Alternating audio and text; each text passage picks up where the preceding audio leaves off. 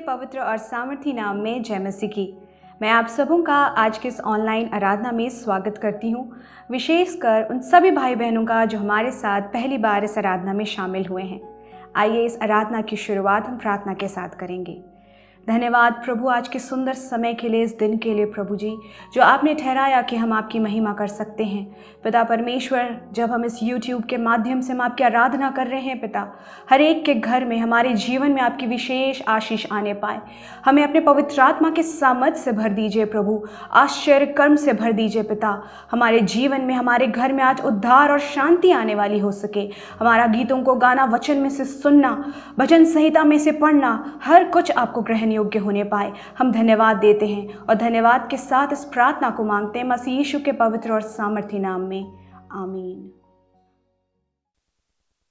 आइए हम परमेश्वर की स्तुति करें, परमेश्वर की महिमा करें। अपने स्थानों पर खड़े हो जाएं, गाएंगे सेनाओं का यहोवा हमारे संग संग है। याकूब का परमेश्वर हमारा ऊंचा गढ़ है। ताली बजाते हुए, झूमते हुए परमेश्वर की आराधना करें। हालेलुया।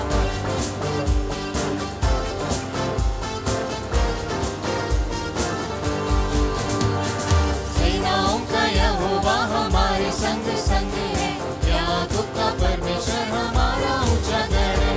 सेनाओं का यहोवा हमारे संग संग है, याकूब का परमेश्वर हमारा ऊंचा गढ़ है। इसलिए सबको संभाओ, यहोवा हमारे संग संग है।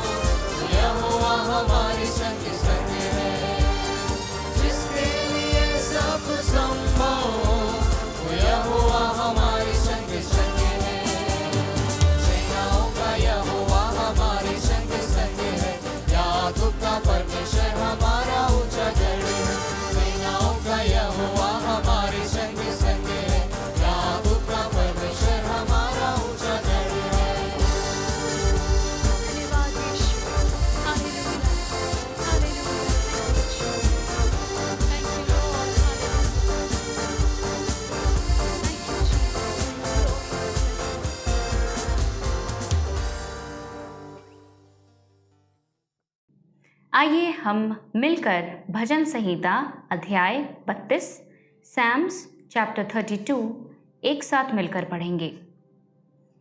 क्या ही धन्य है वह जिसका अपराध क्षमा किया गया और जिसका पाप ढांपा गया हो।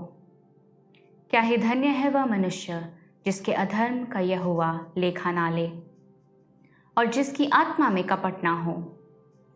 जब मैं चुप रहा तब दिन भर कराहते कराहते मेरी हड्डियां पिघल गईं, क्योंकि रात दिन मैं तेरे हाथ के नीचे दबा रहा और मेरी तरावट धूप काल की सी झुर्राहट बनती गई।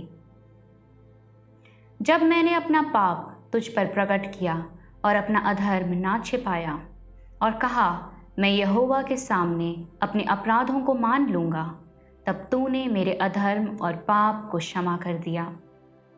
इस कारण हर एक भक्त तुझसे ऐसे समय में प्रार्थना करे जबकि तू मिल सकता है। निश्चय जब जल की बड़ी बाढ़ आए तो भी उस भक्त के पास ना पहुँचेगी। तू मेरे छिपने का स्थान है, तू संकट से मेरी रक्षा करेगा। तू मुझे चारों ओर से छुटकारे के गीतों से घेर लेगा। मैं तुझे बुद्धि दूंगा और जिस मार्ग में तुझे चलना होगा उसमें तेरी अगुवाई करूंगा। मैं तुझ पर कृपा दृष्टि रखूंगा और सम्मति दिया करूंगा। तुम घोड़े और खच्चर के समान ना बनो जो समझ नहीं रखते। उनकी उमंग लगाम और रास से रोकनी पड़ती है, नहीं तो वे तेरे वश में नहीं आने के। दुष्ट को तो बहुत पीड़ा होगी, परंतु जो यहोवा पर भरोसा रखता है वह करुणा से घिरा रहेगा। हे धर्मियों, यहोवा के कारण आनंदित और मगन हो, और हे सब सीधे मन वालों, आनंद से जय जयकार करो। प्रभु की महिमा हो इस भजन से और आपको आशीष मिले। मैं थोड़े क्षणों के लिए इस भजन की ओर आपका ध्यान आकर्षित करना चाहती हूँ। यहाँ पर लिखा है, क्या ही धन्य है वह जिसका अपराध क्षमा किया गया और जिसका पाप ढांपा गया हो। This psalm is a psalm of forgiveness. यह भजन क्षमा प्राप्ति का भजन है। हमारा परमेश्वर यहोवा हमें क्षमा करने वाला परमेश्वर है। Our God is a forgiving God. हम चाहे किसी भी पाप से घिरे हों, आज किसी भी अंधेरे जीवन में आज हों, जब हम अपने आप को परमेश्वर के हाथों में समर्पित करते हैं तो हमारा परमेश्वर यहोवा हमें छुटकारा देता है और हमें क्षमा करता है। जिस प्रकार इज़राइलियों को परमेश्वर ने छुटकारा दी और उन्हें क्षमा किया। कई बार ऐसा हुआ कि इज़राइली अपने जर्नी में, अपने देश को जब वे वापस जा रहे थे तो अपने जर्नी में कई बार वे कुड़कुड़ाए, वे बुड़बुड़ाए, वे परमेश्वर को गलत माने। But God provided them with manna. प्रभु ने उन्हें मन्ना खिलाया, पत्थर से पानी पिलाया। हमारा परमेश्वर यहोवा कितना अद्भुत और महान परमेश्वर है। वर्स 5 कहता है, जब मैंने अपना पाप तुझ पर प्रकट किया और अपना अधर्म ना छिपाया और कहा मैं यहोवा के सामने अपने अपराधों को मान लूंगा, तब तूने मेरे अधर्म और पाप को क्षमा कर दिया। और मैंने कहा मैं यहोवा के सामने अपने अपराधों को मान लूंगा। बहुत ज़रूरी बात लिखी है यहाँ पर। उसके बाद प्रभु हमें अधर्म और पापों से क्षमा करता है। जब हम कन्फेस करते हैं, हम अपने पापों को यहोवा के सामने मान लेते हैं। जब हम कन्फेस करते हैं तो we surrender ourselves in the presence of God, and that is when God delivers us. Hallelujah. Verse 9 कहता है, तुम घोड़े और खच्चर के समान ना बनो जो समझ नहीं रखते। उनकी उमंग लगाम और रास से रोकनी पड़ती है। जो घोड़े होते हैं, हॉर्सेस होते हैं, उनको कंट्रोल में रखने के लिए उन पर लगाम लगाना ज़रूरी होता है। लेकिन यहाँ पर भजन का लिखने वाला कहता है कि तुम उनके जैसे मत बनो। क्यों? क्योंकि हमारा परमेश्वर यहोवा हमें संभालने वाला परमेश्वर है। हमें किसी के पीछे चलने की ज़रूरत नहीं है, हमें किसी के समान चलने की ज़रूरत नहीं है। हमें सिर्फ अपने परमेश्वर यहोवा के पीछे चलने की आज ज़रूरत है। जब हम ऐसा करेंगे तो हमें और किसी चीज़ की ज़रूरत नहीं पड़ेगी, क्योंकि वो हमें गाइड करेगा, वो हमारी रक्षा करेगा, वो हमें संभालेगा। वर्स 6 कहता है, इस कारण हर एक भक्त तुझसे ऐसे समय प्रार्थना करे जबकि तू मिल सकता है।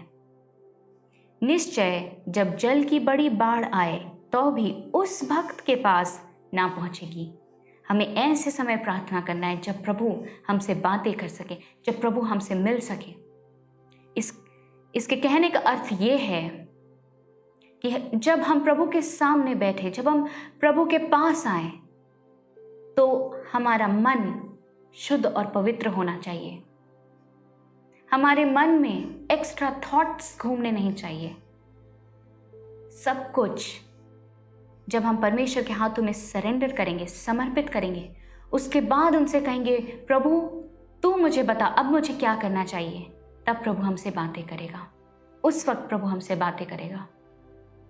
इसलिए आज हमें मौका देना है कि परमेश्वर यहोवा हमसे बातें करें। आज हमें अपने हृदय के दरवाज़ों को खोलना है, अपने मनों के दरवाज़ों को खोलना है कि परमेश्वर इंटरवीन करे और हमसे बातें करे। अगर हम दुनियादारी की बातों में, सांसारिकता में घिरे हुए रहेंगे, फंसे हुए रहेंगे, तब हम प्रभु की आवाज़ नहीं सुन पाएंगे। जोना को कहा गया कि तुम निनवे को जाओ, बट वो तर्शीश को निकल गया। आज हमारा भी जीवन कई बार इसी प्रकार से होता है। प्रभु हमें कुछ कहता है लेकिन हम कर कुछ और बैठते हैं। एंड फाइनली जोना के साथ क्या हुआ? वो एक बड़े मच्छ के पेट में 3 दिन उसको रुकना पड़ा। आज हमारा जीवन कैसा है? प्रभु की आवाज़ सुने, ओबीडियंट हो जाए और उसके पीछे चलने का निर्णय करें, तभी परमेश्वर हमें आशीष देगा, हमें हमारे पापों से छुटकारा देगा, हमारे अधर्मों से छुटकारा देगा और हम उस इटर्नल लाइफ के हकदार हो जाएंगे। हालेलुया। हमारा परमेश्वर यहोवा जो उस सिंहासन पर विराजमान है, हम उसके पास जाने वाले व्यक्ति हो जाएंगे। आइए हम प्रार्थना करें ताकि आज परमेश्वर हमें हमारे हर एक पापों से, हमारे हर एक अधर्मों से हमें छुटकारा दे और अपनी उपस्थिति में हमें लिए चले। हालेलुया। हे पिता परमेश्वर, हम आपका धन्यवाद देते हैं आपकी सामर्थ, आपके अनुग्रह के लिए। खुदावंद, हमने बहुत सारे पाप किए, जानकर अनजाने में बहुत सारे ऐसे काम किए जो हमें नहीं करने चाहिए थे, लेकिन खुदावंद हम सब कुछ आपके हाथों में इस समय समर्पित करते हैं। प्रभु हे पिता, तू स्वर्ग से उतरा और हमारी इस पुकार को सुन ले। प्रभु जी, हमें क्षमा कर यहोवा परमेश्वर कि हम तेरे पीछे चलने वाले हो सके। हे पिता परमेश्वर, हमारी मदद कर खुदावंद। Hallelujah. Lord, help us to live a life in accordance to your will. Lord, we surrender ourselves into your precious holy hand. Help us, Lord, to accept you as our personal Savior and lead a life that will glorify your name. धन्यवाद देते हैं पिता परमेश्वर, यीशु के नाम से, आमीन। आइए हम परमेश्वर की महिमा करें, उसकी आराधना करें, अपने स्थानों पर खड़े हो जाएं, हाथों को उठाते हुए गाएंगे, गिन गिन के स्तुति करो बेशुमार तेरे दानों के लिए। अब तक तूने संभाला मुझे, अपनी बाहों में लिए हो। Hallelujah, hallelujah.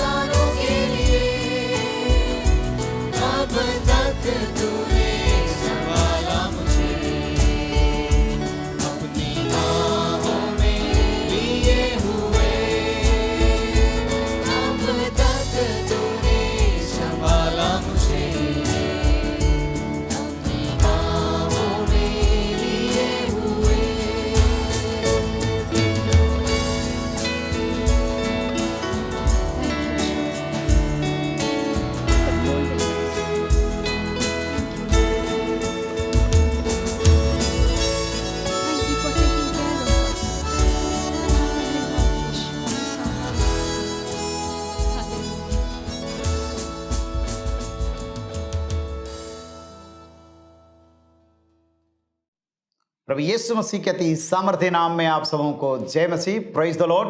प्रियो, आज के ऑनलाइन आराधना में पुनः आप सबों का स्वागत है। आइए आज हम ध्यान करेंगे शपनिया की किताब, पुराने नियम में छोटे नबियों की पुस्तक में से एक पुस्तक है, बुक ऑफ जपनिया चैप्टर 2, दूसरा अध्याय, पद संख्या 1, 2 और 3, जहां लिखा है, हे निर्लज्ज जाति के लोगों, इकट्ठे हो इससे पहले कि दंड की आज्ञा पूरी हो और बचाव का दिन भूसी के समान निकले और यहोवा का भड़कता हुआ क्रोध तुम पर आ पड़े और यहोवा के क्रोध का दिन तुम पर आए, तुम इकट्ठे हो। हे पृथ्वी के सब नम्र लोगों, हे यहोवा के नियम के मानने वालों, उसको ढूंढते रहो, धर्म को ढूंढो, नम्रता को ढूंढो, संभव है तुम यहोवा के क्रोध के दिन में शरण पाओ। परमेश्वर वचन के पढ़े जाने पर बहुत आशीष दे। सपनिया ने भी उस समय भविष्यवाणी किया जब यहूदा का राजा योशिया था, ईसा पूर्व 640 और 609 के बीच। उस समय राष्ट्र के अंदर में हिंसा और सब प्रकार का नैतिकता बिल्कुल गिरा हुआ था और जिसके कारण से परमेश्वर का प्रकोप भड़कने पर था परमेश्वर के लोगों के ऊपर।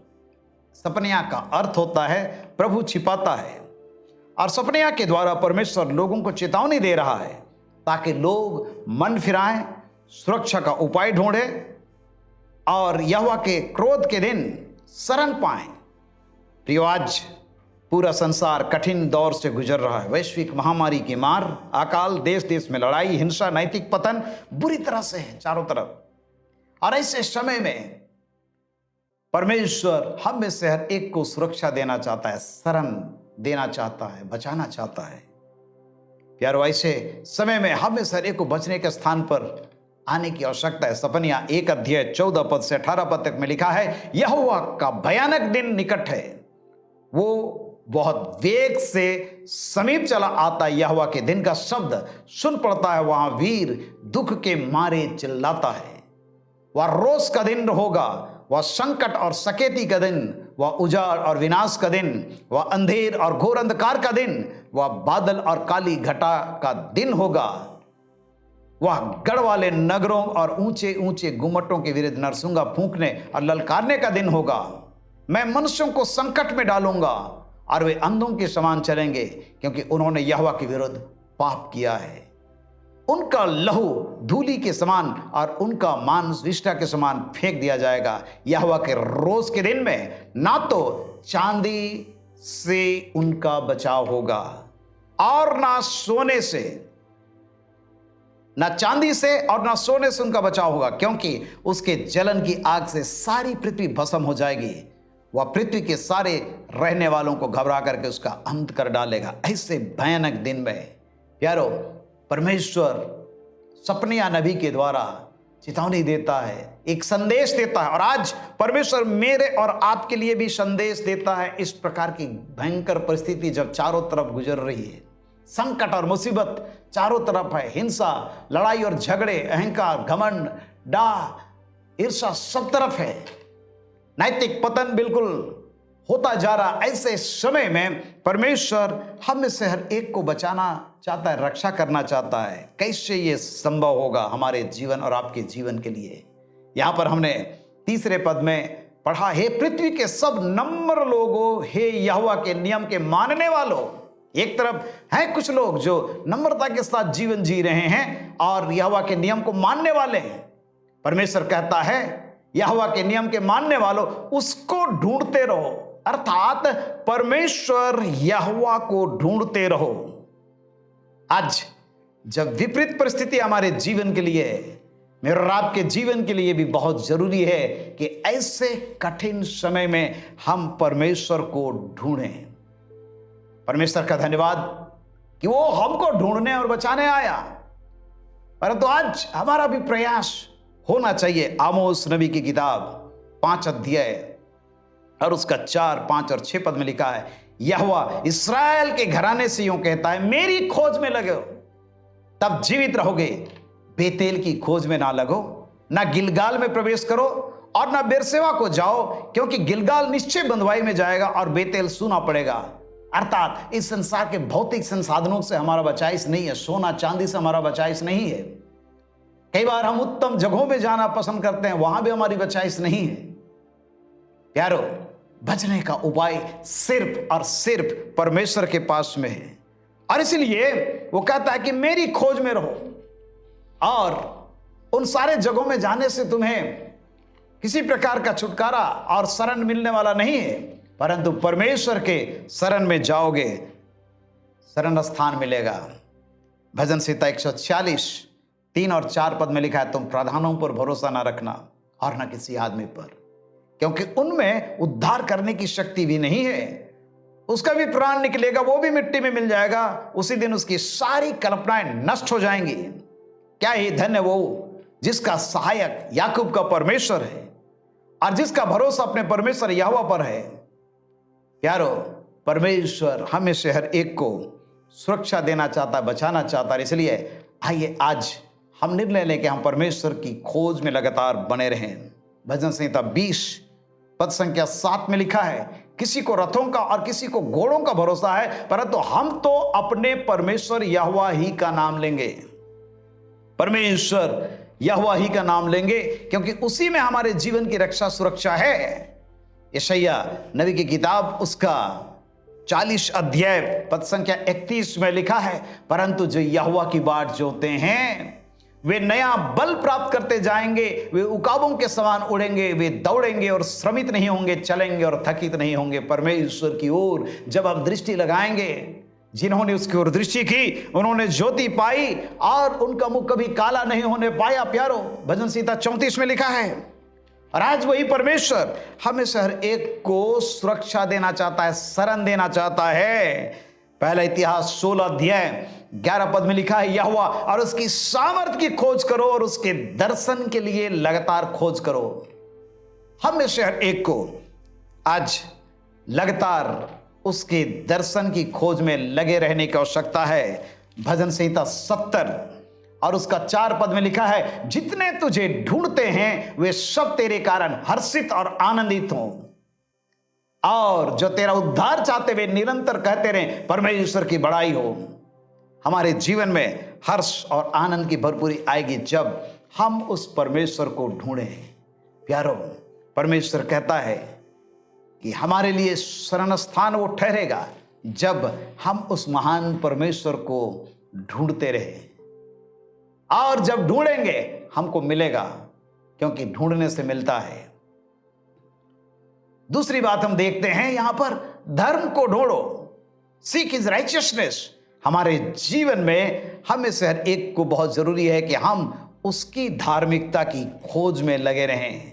मत्ती सुसमाचार 6 अध्याय 33 पद में प्रभु यीशु मसीह ने कहा, इसलिए पहले तुम उसके राज्य और धर्म की खोज करो, उसकी धार्मिकता की खोज करो, तो ये सारी वस्तुएं तुम्हें मिल जाएंगी।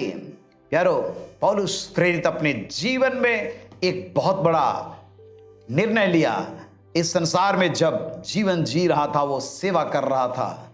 वर्णन करता है फिलिपियों की पत्री 3 अध्याय 8 और 9 पद में, वरन मैं अपने प्रभु यीशु मसीह की पहचान की उत्तमता के कारण सब बातों को हानि समझता हूं, जिसके कारण मैंने सब वस्तुओं की हानि उठाई और उन्हें कूड़ा समझता हूं, जिससे मैं मसीह को प्राप्त करूं और उसमें पाया जाऊं, ना कि अपनी उस धार्मिकता के साथ जो व्यवस्था से है। व्यवस्था का ये विद्वान था और कहता है कि जो व्यवस्था से है, अपनी उस धार्मिकता के साथ जो व्यवस्था से है, वरन उस धार्मिकता के साथ जो मसीह पर विश्वास करने के कारण है, परमेश्वर की ओर से विश्वास करने पर मिलती है।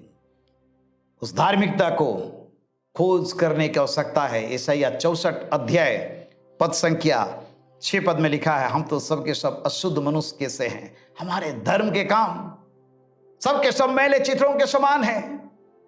और इसलिए हमारी धार्मिकता आज फरीसियों की धार्मिकता से बढ़कर होना बहुत जरूरी है।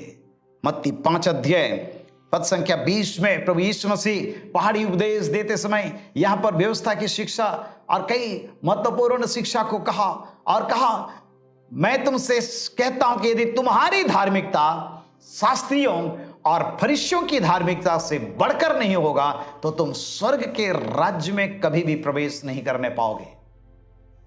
अर्थात फरिश्तियों और सदूकियों की धार्मिकता क्या थी?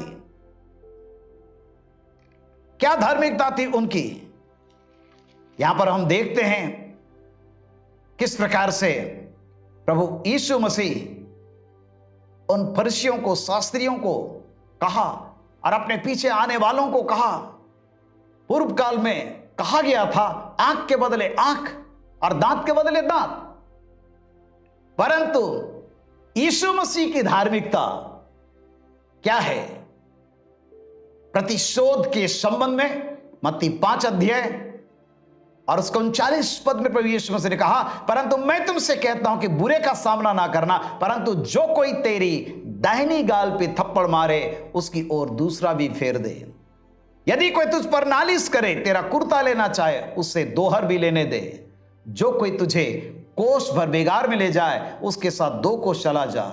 जो कोई तुझसे मांगे उससे दे, और जो तुझसे उधार लेना चाहे उससे मुंह ना मोड़ना। हमारी धार्मिकता क्या है? पुरानी धार्मिकता जो व्यवस्था के अनुसार था, तुम सुन चुके हो कि कहा गया था अपने पड़ोसी से प्रेम रखना और अपने बैरी से बैर।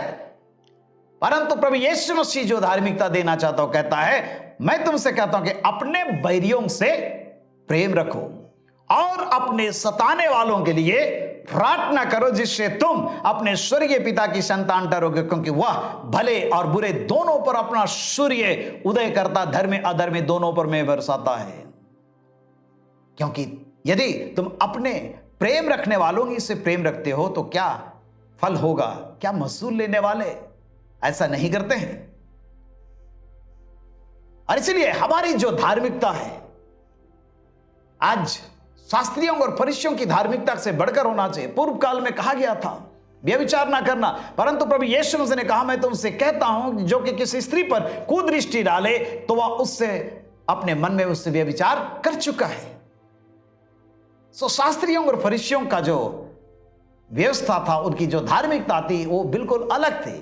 परंतु आज हमारी धार्मिकता और भी मजबूत और प्रभावशाली है, जो हमारे जीवन से संबंध रखता है। और इसलिए प्यारो, हमारी धार्मिकता को उनसे बढ़कर होना बहुत जरूरी है।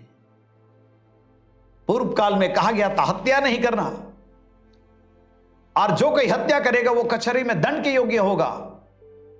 परंतु प्रभु यीशु मसीह ने कहा जो कोई अपने भाई पर क्रोध करेगा वो कचहरी में दंड के योग्य होगा, और जो कोई अपने भाई को निकम्मा कहेगा वो महासभा के दंड के योग्य होगा, और जो कोई कहे अरे मूर्ख वो नरक की आग में डाले जाने के योग्य होगा।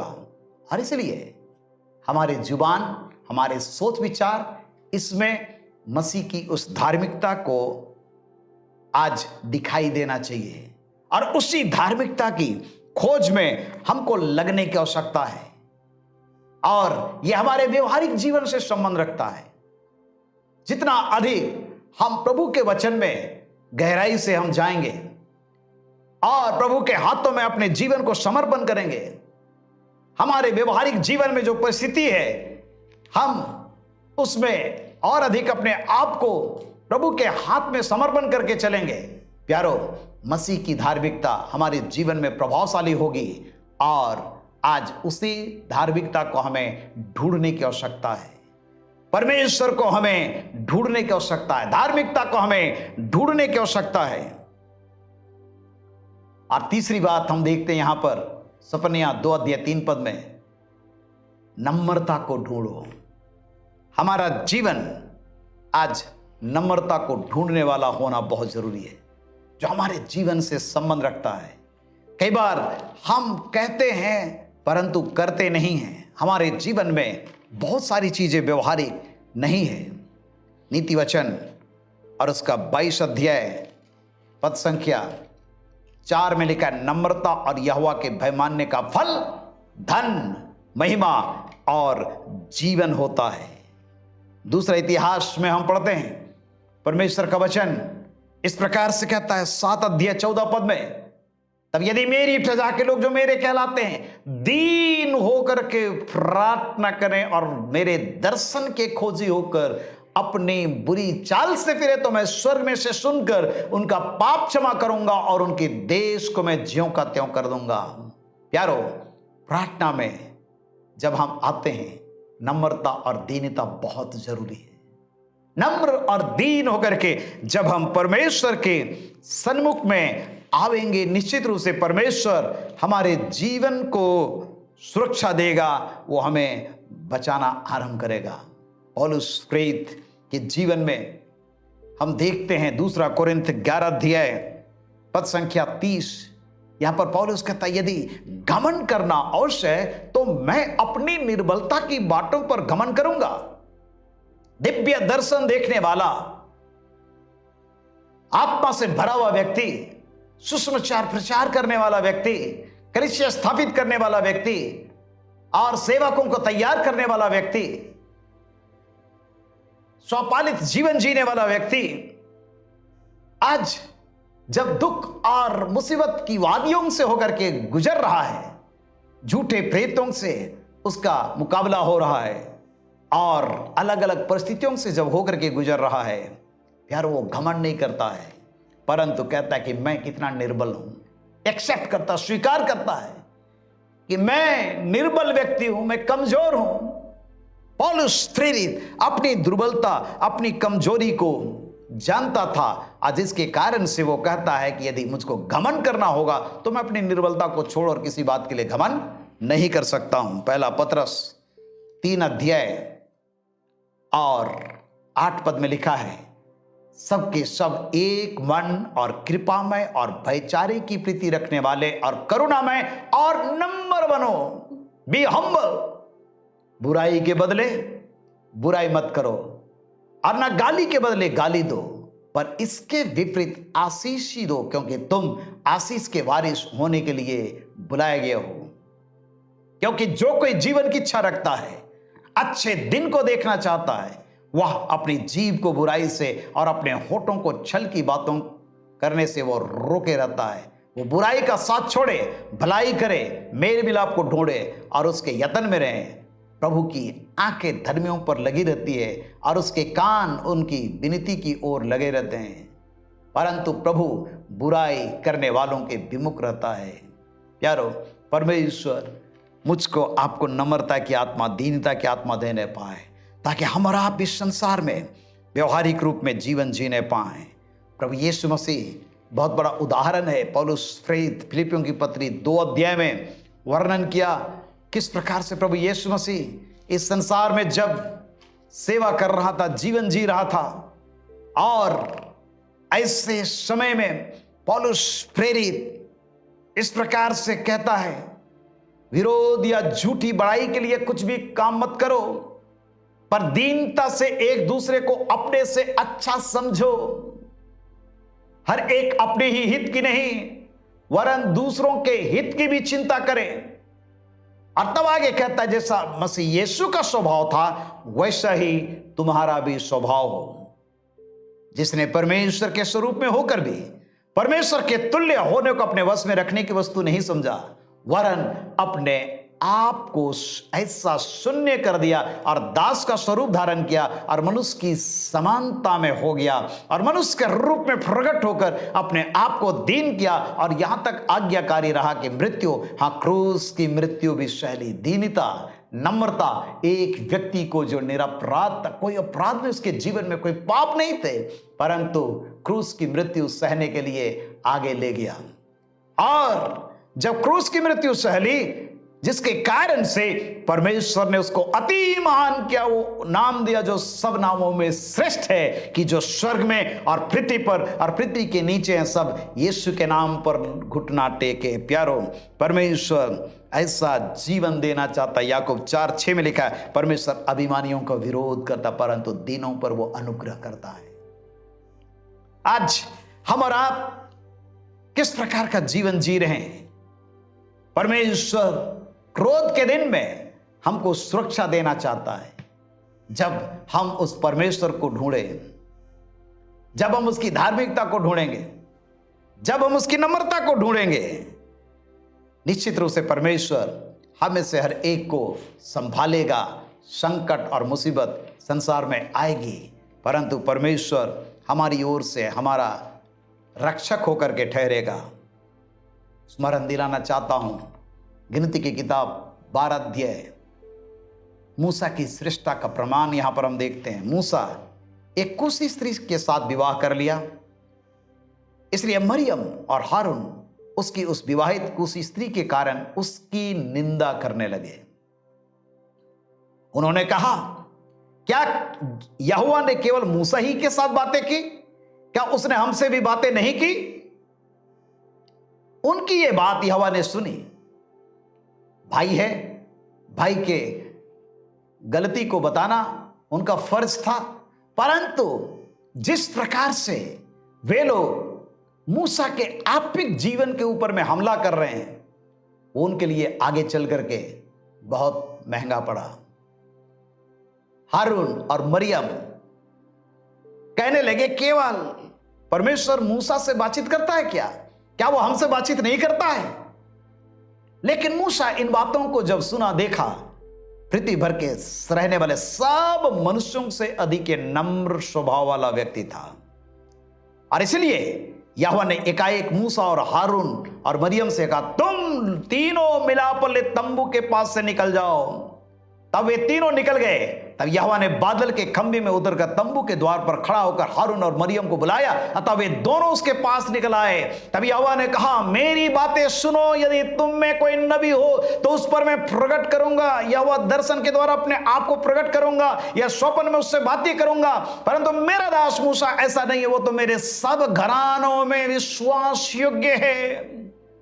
उससे मैं गुप्त रीति से नहीं, परंतु आमने सामने प्रत्यक्ष होकर बातें करता हूं, और वो यहोवा का स्वरूप निहारने पाता है। इसलिए तुम मेरे दास मूसा की निंदा करते हुए क्यों नहीं डरे? मूसा की निंदा कर रहे थे वे लोग, जिसके कारण से यहोवा का कोप उन पर भड़का और वो चला गया। तब अब बादल तंबू के ऊपर से उठकर मरियम कोढ़ से हिम के समान श्वेत हो गई, और हारून ने मरियम की ओर दृष्टि करके उसकी ओर देखा कि वो कोढ़िन हो गई है। हारून ने मूसा से कहने लगा, हे मेरे प्रभु, हम दोनों ने मूर्खता की वरन पाप भी किया है, ये पाप हम पर लगने ना दे और मरियम को उस मरे हुए के समान ना रहने दे, जिसकी देह अपनी मां के पेट से निकलते ही अधगली हो गई। अतः मूसा ने यह कहकर यहोवा की दुहाई दी, हे ईश्वर कृपा कर, हे ईश्वर कृपा कर, उसको चंगा कर। यहोवा ने मूसा से कहा, यदि उसका पिता उसके मुंह पर थूका ही होता तो क्या 7 दिन तक वो लज्जित ना रहती?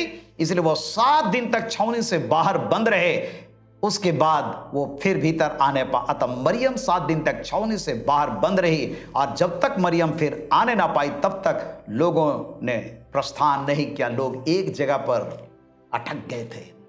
हमारे जीवन में भी जब नम्रता दीनता नहीं आती, हम निंदक होते हैं, अभिमानी होते हैं। प्यारो, दूसरों के ऊपर में हम कई बार उंगली उठाते हैं, हम अपने आप को देखते नहीं हम कहां पर हैं। और ऐसे समय में परमेश्वर का कोप भयंकर रूप से भड़का मूसा के भाई और बहन के जीवन में। और इसलिए आज परमेश्वर हम में से हर एक को कहना चाहता है। मीका 6 अध्याय 8 पद में लिखा है, हे मनुष्य, वो तुझे बता चुका है अच्छा क्या है, और यहोवा तुझसे इससे छोड़ और क्या चाहता है कि तो न्याय से काम करे, कृपा से प्रीति रखे और अपने परमेश्वर के साथ नम्रता के साथ में चले।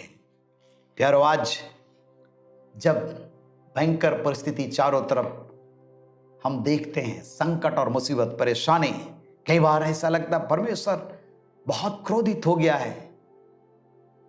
जिस प्रकार से नूह के दिनों में पृथ्वी को बनाने से परमेश्वर पछताया, जल प्रलय के द्वारा समाप्त हो गई पृथ्वी। आज नाना प्रकार की घटनाएं पूरे संसार में हो रही है। ऐसे समय में प्यारो, हमें से हर एक को सुरक्षा चाहिए। परमेश्वर यहोवा को ढूंढे, धार्मिकता को ढूंढे, उसकी धार्मिकता को ढूंढे और नम्रता को ढूंढे। परमेश्वर संभव है मुझको आपको यहोवा के क्रोध के दिन में शरण देगा, सुरक्षा देगा, और हम प्रभु की महिमा के लिए जीवन जीने पाएंगे। आइए आंखें बंद करें, हम प्रार्थना करें। हमारे जीवित सर्वशक्तिमान पिता परमेश्वर, आपके चरणों के निकट में हम अपने जीवन को लाते हैं। हमारे पापों को क्षमा कर प्रभु, हमें पवित्र कर, हमें सर एक पर अनुग्रह कर, ताकि प्रभु हम आपकी खोज में निरंतर रहें, आपकी धार्मिकता को ढूंढते रहें, नम्रता को ढूंढते रहें अपने जीवन में। महान परमेश्वर, हमारे जीवन में एक बड़ा परिवर्तन आने पाए। हमारे सोच विचार, चाल चलन, बोली वचन सब में परिवर्तन चाहिए। दया कर प्रभु, हमारी दुर्बलताओं को दूर कर, अपने लहू के द्वारा हमें शुद्ध और पवित्र कर, हमें अपना बेटा बेटी बनाया। हम धन्यवाद करते हैं। वचन के अनुसार जीवन जीने के लिए, आत्मा की अगुवाई में चलने के लिए हमारी सहायता कर।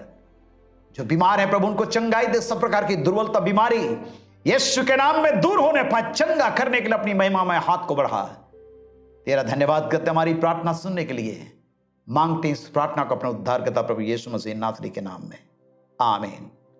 अब हमारे प्रभु यीशु ख्रिस्ट का अनुग्रह, ईश्वर पिता का प्रेम और पवित्र आत्मा की सहभागिता हम सबों के संग सदा सर्वदा होती रहे, आमीन। जय मसीह की।